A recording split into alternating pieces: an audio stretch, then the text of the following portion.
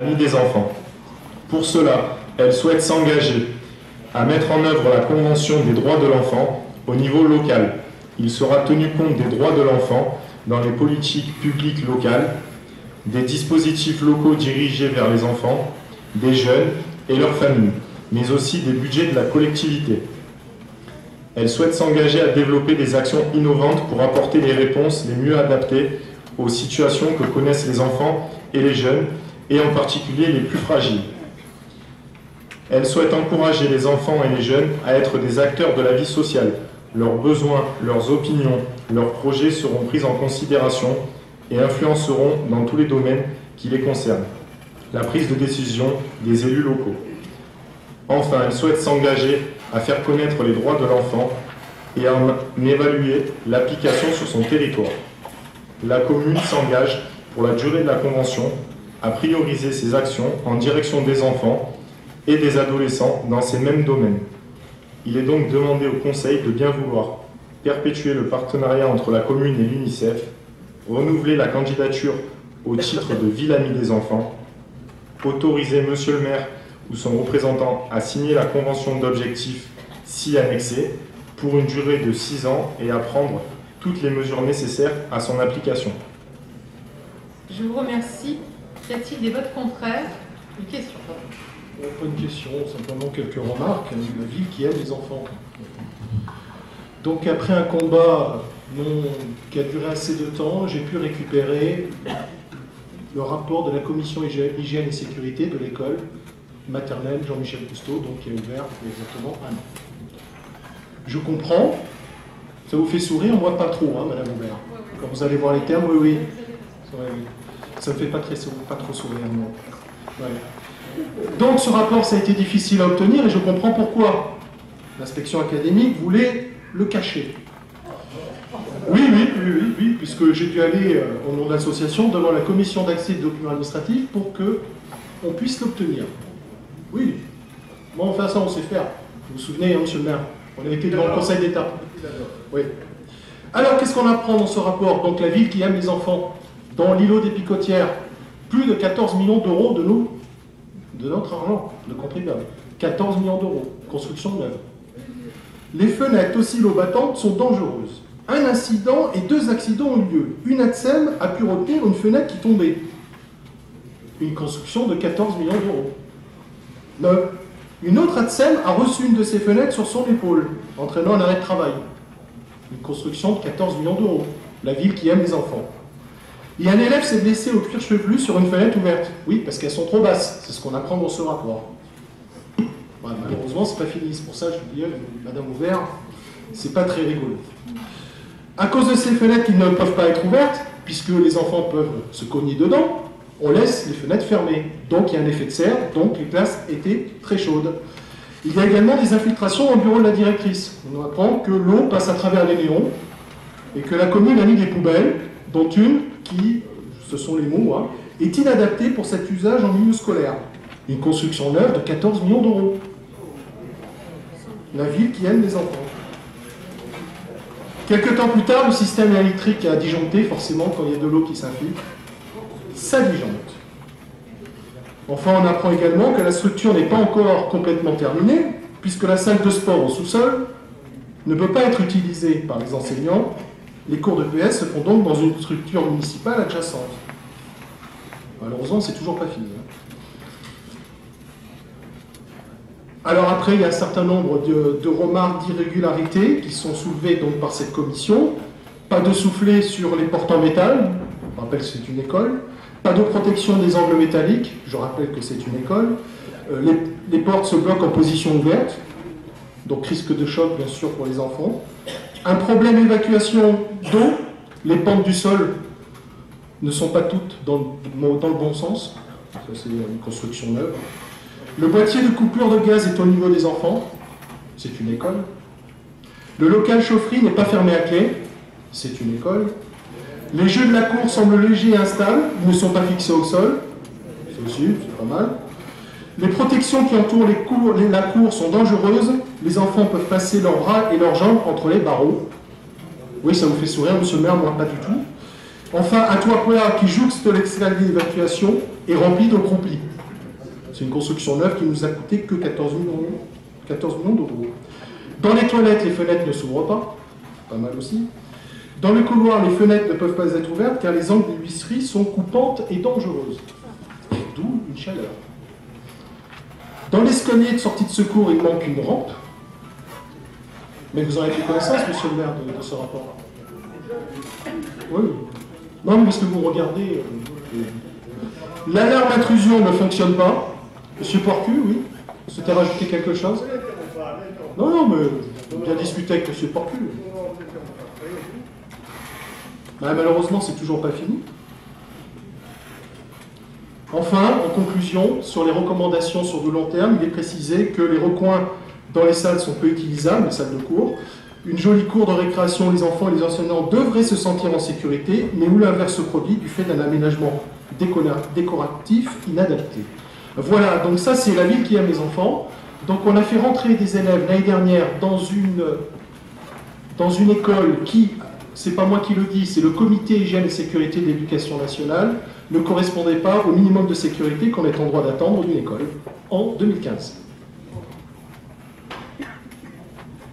Vous avez fini? Je reprendrai peut-être la parole après. Ah non, je vais conclure. Je vais conclure. Je vais conclure.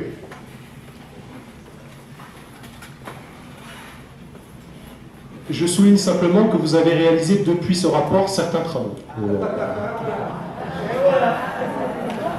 Que peut-être c'était mieux de les laisser dans l'école vétuste de Portissol. C'est peut-être ce que vous sous-entendez. C'est un choix politique. Là, vous souhaitez, c'est un choix politique. Là, vous souhaitez c'est un choix politique. des écoles. C'est un choix politique. Bien, alors maintenant, si vous permettez, je vais conclure là-dessus de façon très simple.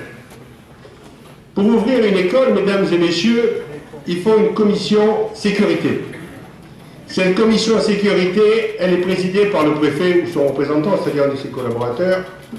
Dans cette commission, il y a un représentant de la mairie, un représentant des services d'incendie et un représentant de la DDTM, c'est-à-dire l'ancienne DDE, et le représentant de la police nationale. Le premier rapport a conclu, avant l'ouverture de l'école, à un avis favorable. J'ai appris que monsieur l'inspecteur d'académie, sous la pression des syndicats, avait déplacé le comité hygiène et sécurité. Il a bien fait.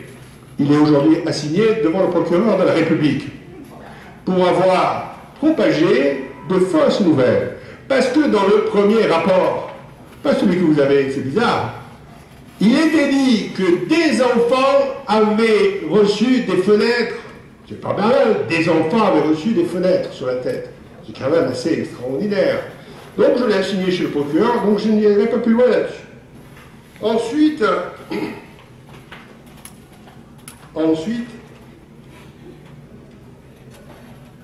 je ne vais pas faire un long discours et vous dire tous les atouts de cette école.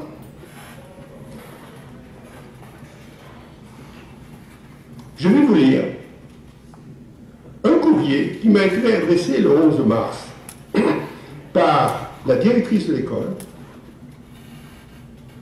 et l'équipe enseignante de l'école maternelle Cousteau. Les gens qui vivent dans l'école quotidienne.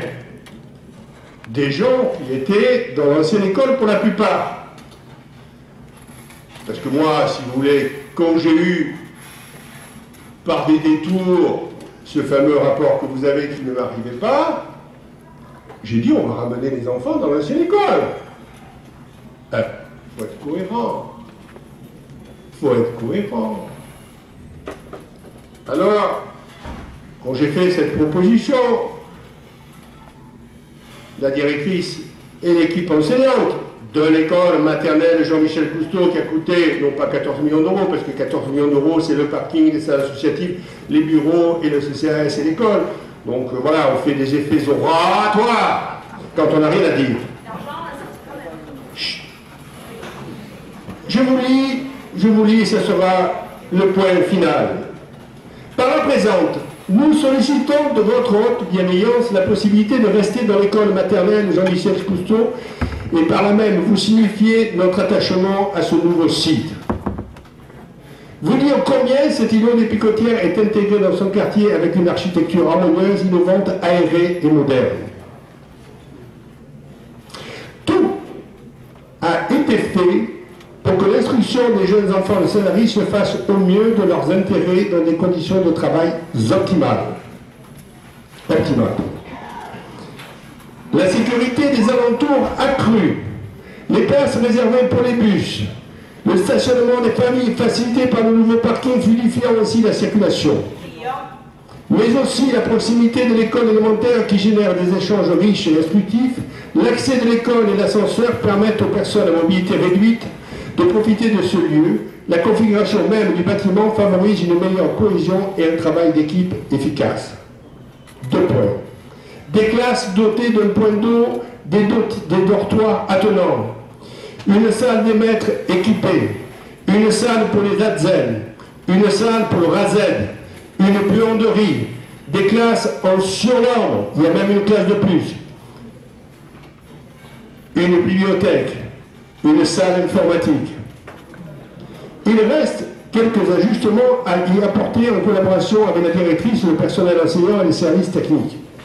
Mais ce ne sont là que des points de détail qui ne justifient en rien la fermeture de l'école.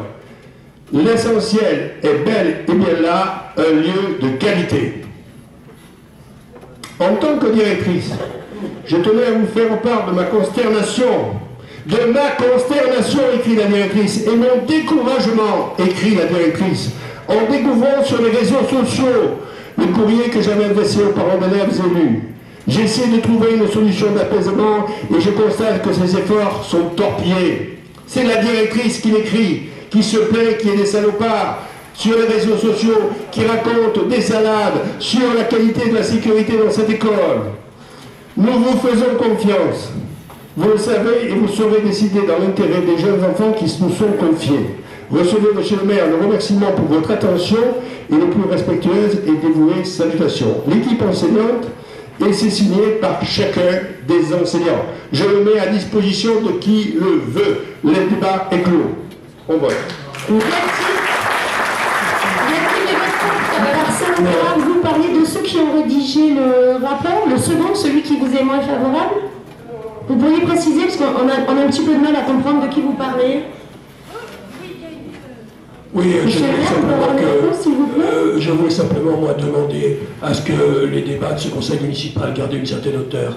C'est vrai qu'aujourd'hui, je n'avais entendu qu'un seul imbécile et un salopard. Et je crois qu'aujourd'hui, les débats du conseil municipal gagneraient beaucoup à ne pas avoir un vocabulaire pareil. Merci. Monsieur, je vais vous dire une chose. Quand des abrutis affolent les parents en leur disant que leurs enfants sont dans l'insécurité, je trouve qu'il n'y a pas d'autre mot, et encore je pense que je suis gentil, parce que figurez-vous que nous avons au moins autant le souci que d'autres de la sécurité des enfants. Et c'est pas une bande de syndicalistes qui est venue, qui s'appelle Comité Hygiène Sécurité en période préélectorale syndicale, qui va nous faire croire que cette école est dangereuse. D'ailleurs, désavoué même sur bien des points par la commission de sécurité que j'ai fait repasser après. J'ai oublié de vous le dire. J'ai refait passer la commission de sécurité. Parce que voyez-vous quand même, l'autorité suprême en la matière, c'est le préfet par l'inspecteur d'académie. Je pense qu'il va y réfléchir. Je lui ai même dit à l'inspecteur d'académie qu'en d'autres temps, oui non, j'ai bien entendu ce que vous avez dit, qu'en d'autres temps, avec d'autres préfets, le soir même, il aurait pu être inspecteur d'académie. Y a-t-il des votes contraires? Des abstentions? Je vous remercie de votre unanimité et nous passons au point suivant.